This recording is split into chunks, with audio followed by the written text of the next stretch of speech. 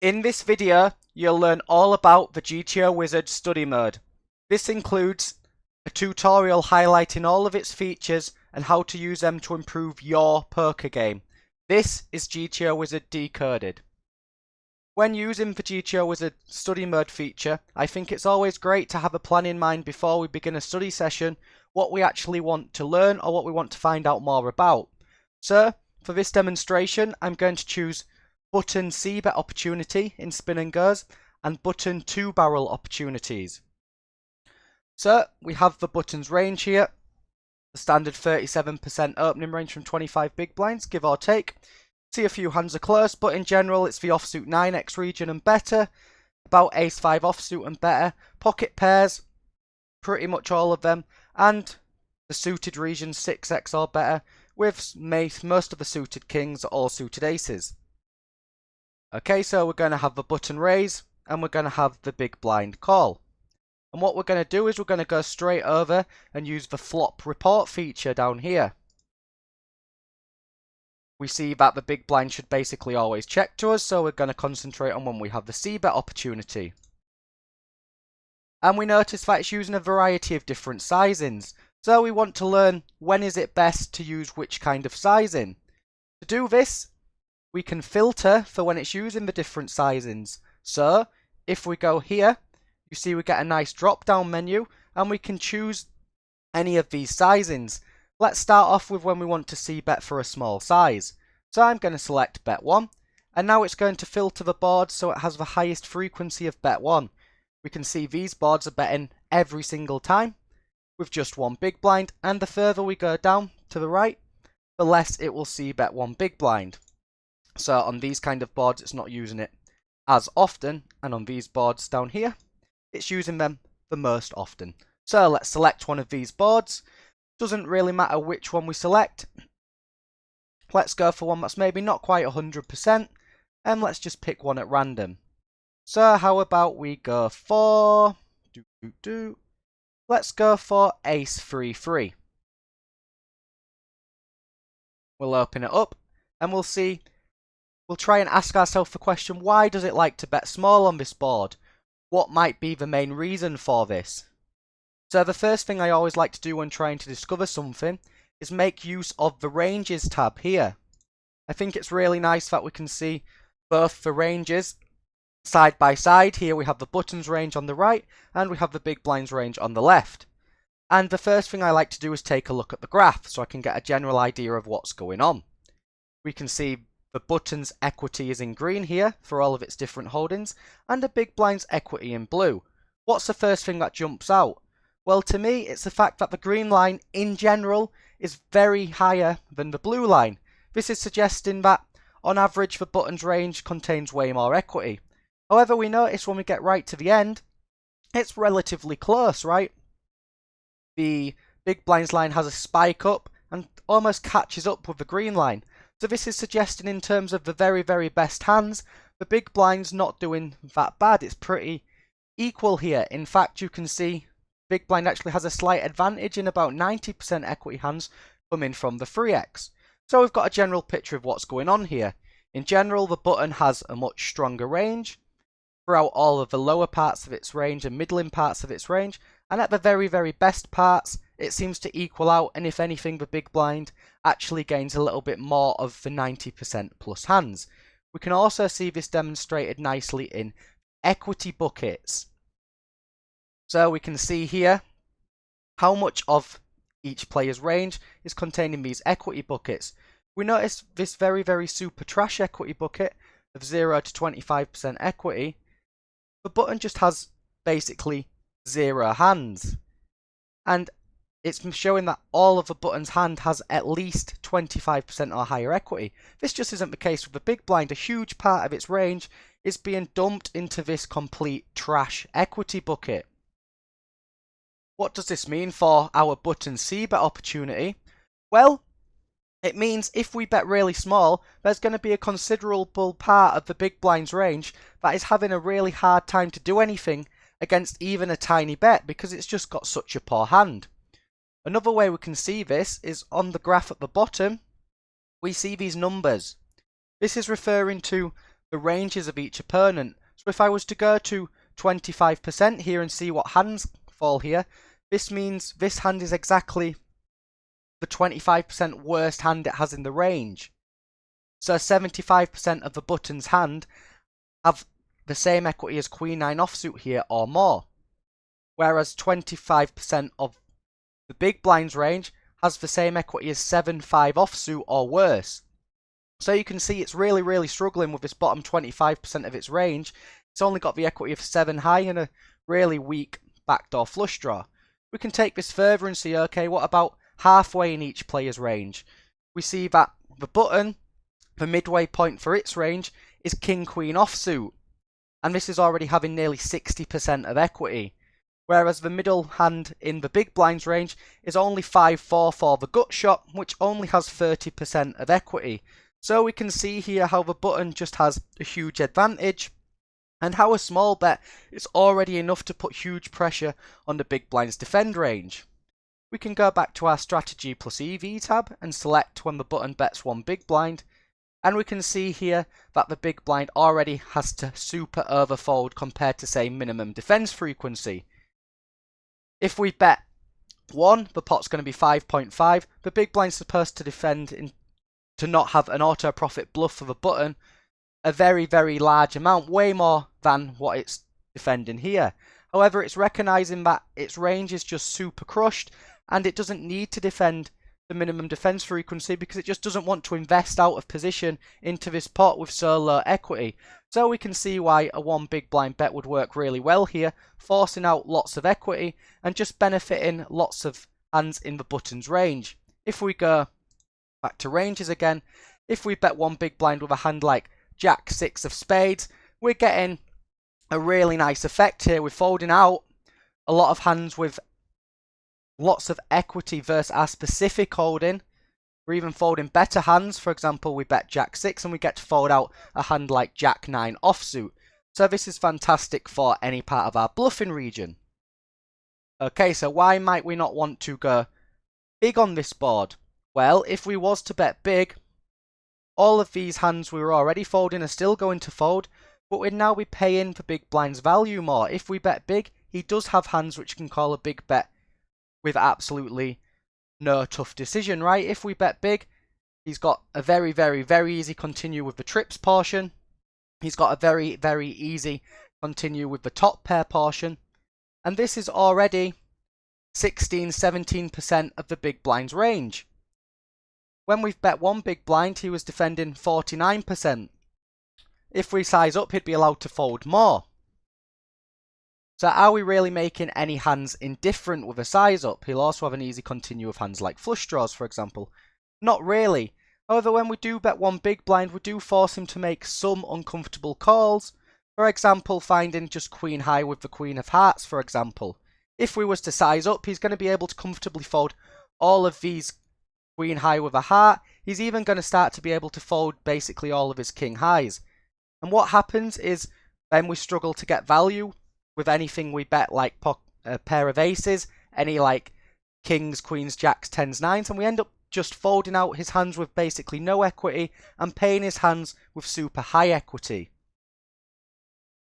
Okay, so let's go back to our flop reports, and let's, instead of choosing 1 big blind, let's now choose 3.4 so we can see which flops the solver's really liking to actually size up with on the button.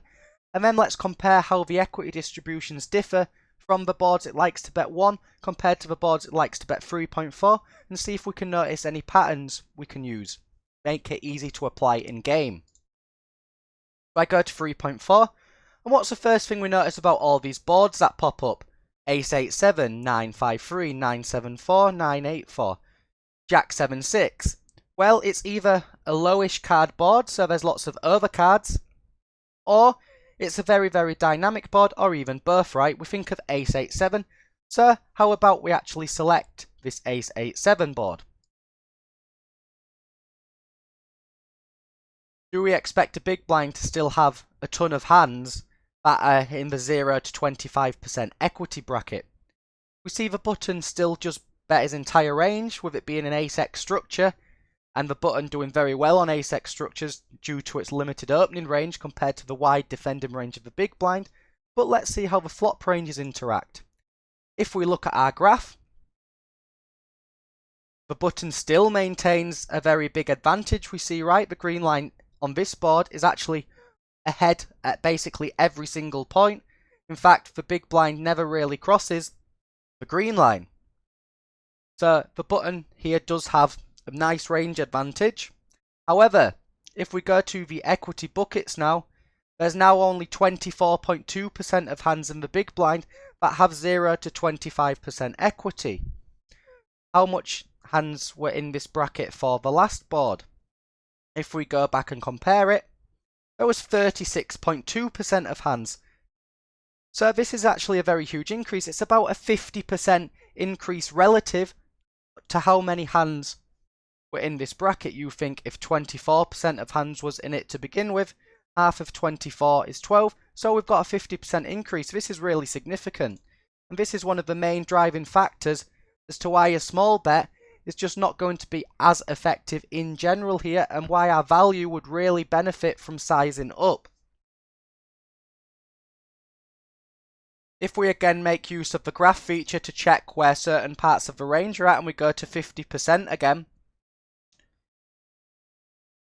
what are we going to notice here? We notice that 50% now for the big blind is king 9 with the 9 of hearts. So now all of a sudden, halfway into the range, the big blind has got 2 overcards to the middle pair and a backdoor flush and straight draw with the 9 of hearts. So the type of hand has definitely gone up in terms of equity at the halfway point.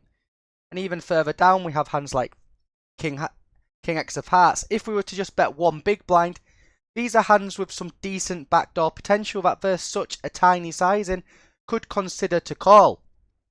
However, if we size up, we're going to start to already pressure these hands. We can even go a little bit further. We can go here, only just above the 50% threshold. We've already got an open-ended straight draw for the big blind. So even just going halfway up into the big blind's range this time, we're starting to find some nice draws. We're finding hands with a decent amount of equity versus even the button's top pair.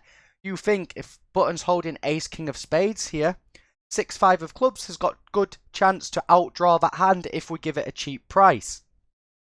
Another nice feature we can go, if we go back to strategy plus EV here and we go, okay, this looks a bit confusing. We're using every kind of sizing. How do I know which hands prefer to go what sizing? Well, if we go to our sizes here and hover over the little icon, we can see what percentage of that size up is what kind of hand category. So let's start off with the one big blind, so the small sizing. What hands does it like to put in the small sizing? We see the main hands it uses one big blind with here is king high holdings and some no-made hands, some trash. Over half the time it bets tiny, it's using these kind of holdings. Why is this? Well, there is still about a quarter of the big blind's range which is just pure trash, like less than 25% equity. A hand like king high does really benefit from folding this, right? It's usually going to have both of its cards as outs to our king high, so betting our hands like king high, which aren't really value betting but would still like a little bit of protection to push out a little bit of equity, makes a bit of sense with a small sizing. It will want to balance its small sizing, so it's putting some of its very best hand like sets and top pairs in, but it's not putting many of them in. Where do we expect to find most of the top pair? Well, if we go to the large sizing and hover over this, we now see this is comprised with a lot of top pair. This is clearly the preferred sizing for our strong top pairs. And we can see this by, if we, for example, let's go to ace king of spades, what does it want to do? And we can go to strategy, ace king of spades, and we see it really likes this bet 3.4 as the main option, right? Same with the ace king of clubs. It's just wanting to generate value and even push out the big blind from some decent equity. We can see this by selecting the 3.4 sizing and see how the big blind has to respond. When we bet 3.4, we're already starting to fold. If we go even filter for third and second pairs here, we can see we're already forcing the big blind to fold some of its pairs directly on the flop. Not only this, if we go to draws and we go to gut shots, we see we're forcing him off almost every single gut shot here. This is not a bad result for ace king of spades, because we're playing for a potential pot of 50 big blinds when we're both 25 big blinds deep. Being able to force the villain off a hand that has nut potential is very, very nice. It's going to clear some turns for us to continue value betting on as well. If we bet, say, one big blind with ace king on this flop, there's going to be a lot of dynamic turns where we'd struggle to want to pile chips in if we had allowed the big blind to call all of his draws. But by sizing up, we actually force out a decent chunk of these draws, and we can now value bet easier on more completed straight card turns when we force them off a lot of these draw equity. And we can also check the small c bet sizing. We know that the button like to do this with king high quite often, and we can quite clearly see why it would like to do this now. Let's say, for example, we had king 9 off on the button and selected the one big blind sizing. Well, we're folding them out of hands like jack 6, jack 5, 10-5, 5-3. These are all hands that have two clear outs to our king high. So folding this does have a benefit. We're also just not paying his 8 and 7x as often when we see betting with hands like king high. We'd much rather use our really trash hands as bluffs, because these can fold out a lot of better hands. However, when we bet a king high ourselves, we're not really folding out a better hand with a small sizing. We're just trying to deny the villain from some equity. Okay, so I think this has shown how we can use the ranges and equity buckets quite nicely to see what's going on flops. So how about we now go over and look at some turn barrel opportunities. So let's take our ace 8-7 flop, and we'll choose the sizing it wanted to go the most often with on the flop. So let's go for the size up, and we will have the big blind call this time. And we're going to choose two different type of turns. Firstly, let's choose a more quote-unquote blank turn, right? Let's play, what could be the most blank turn we could think of? I don't know, the 2 of clubs. Let's choose this one, and let's see what's going on. No donking here makes sense. The button was representing a really strong hand, and nothing really changed on the turn. So all those strong hands are still strong on the turn, so the big blind checks. And now we notice that the button is mainly going for a very large bet or check strategy, right? This 8.1 big blind bet is a very sizable bet. You can see here, 8.1 or check, whichever way you prefer to see it. There's not really any small bet going on here. And let's take a look at the range and see if we can figure out why this is. Well, if we look at the equity distributions again, we see now the big blind is actually quite far ahead of the button in a decent portion, and then the button jumps back up in the very best hands. This is because the button was betting a flop with either very good value or bluffs, and this turn didn't change that, so the button is still left on the turn with very good hands and bluffs. We can see this here by 31% of the button's range is top pair, and we also have 30% of just no made hands here. However, the big blind called a big bet on the flop. When he calls a big bet on the flop, he doesn't really have any trash left, right? He just folds all of the trash to the C bet.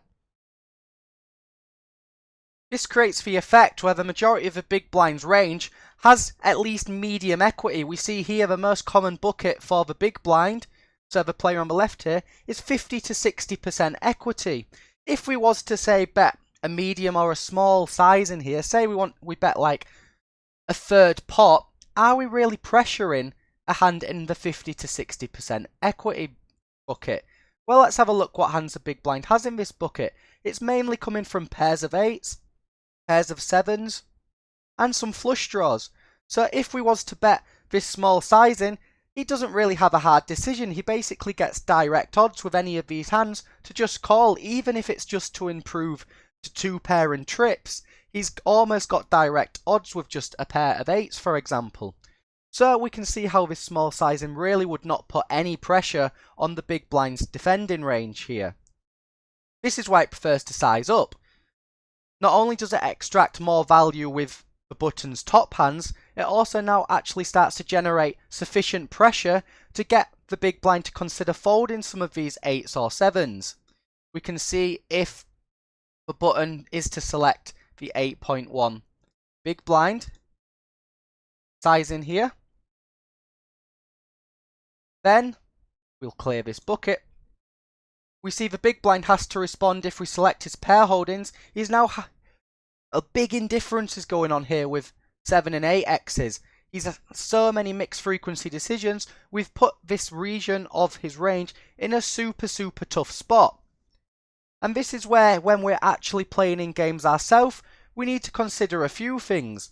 Do we think that our opponent is defending wide enough versus the size up on the flop? Or do we think he's defending too wide or too passively? If we think he's defending a little bit too wide, say for example you think he's not capable to fold those gut shots we saw he should on the flop, then you might want to barrel a little bit more often than the solver on this turn, because he's just going to be left with too many weak holdings on this blank turn.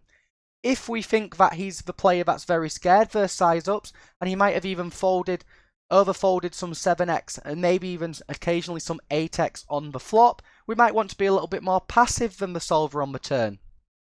That's always something to consider when playing in real games. Okay, so we've covered this blank 2. We know that we want to be going for a big bet or check strategy, and we learned that by clicking on the ranges tool here.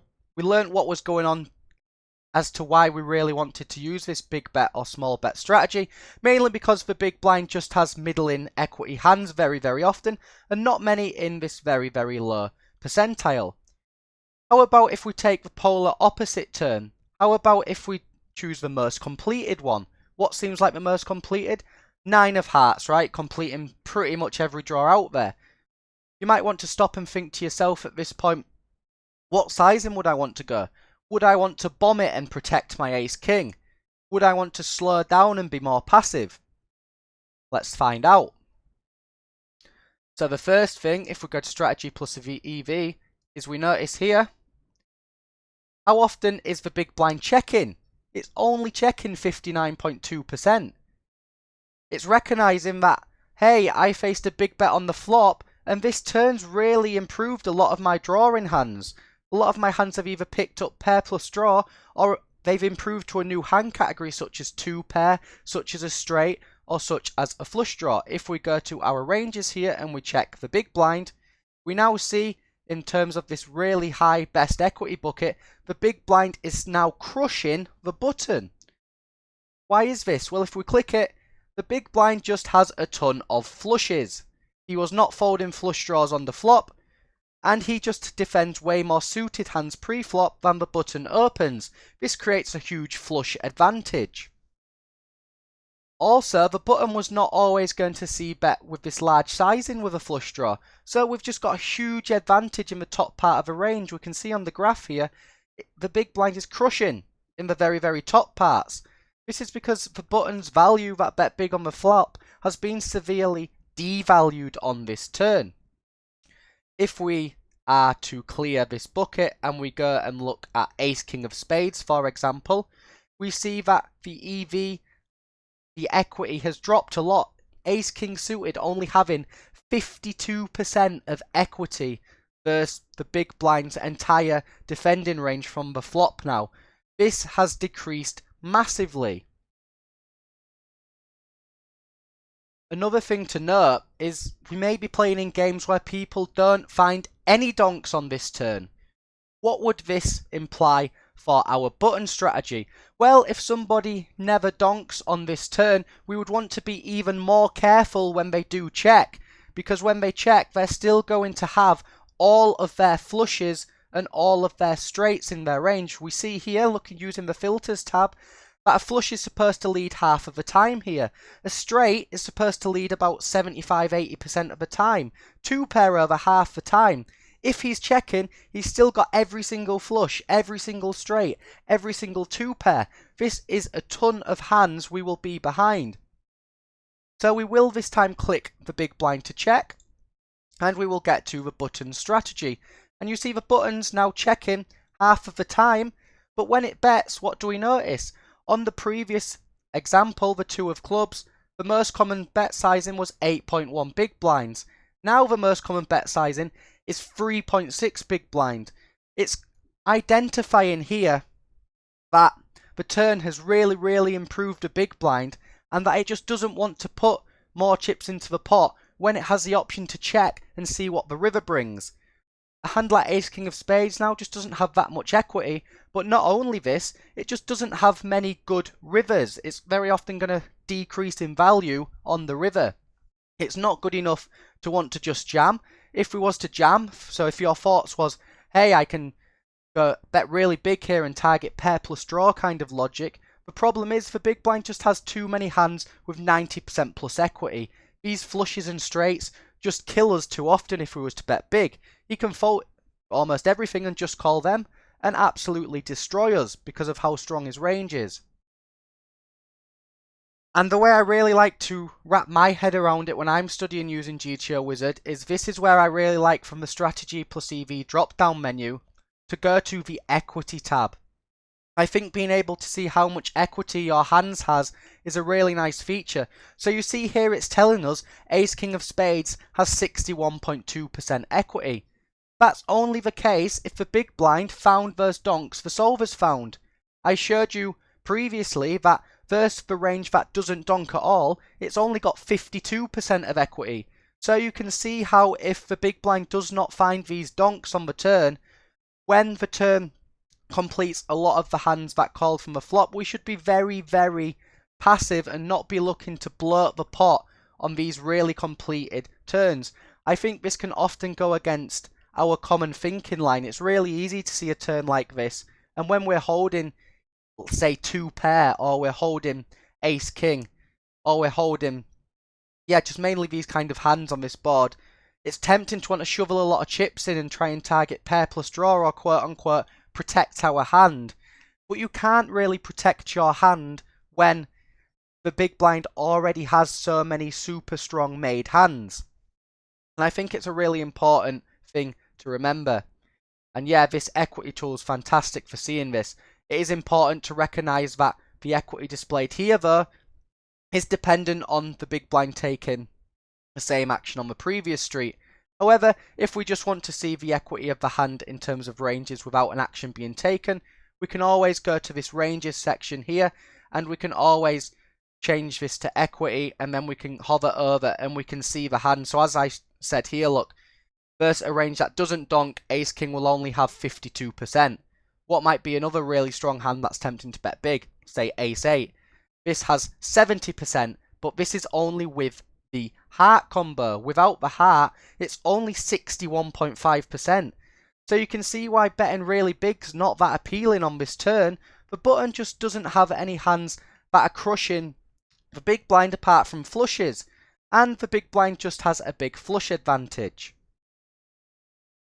In my opinion, this is how we can get the most out of the study tool. It's coming to GTO Wizard with a plan of what we want to study. So today it was button C betting when we want to bet small, when we want to bet big, and then what dictates when we want to barrel on the turn, big or small.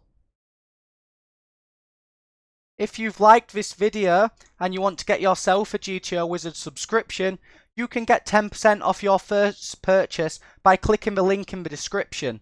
This also helps us to keep the videos free. You can also find the link on our homepage and on our Discord server. Good luck on the tables, guys, and see you in the next video.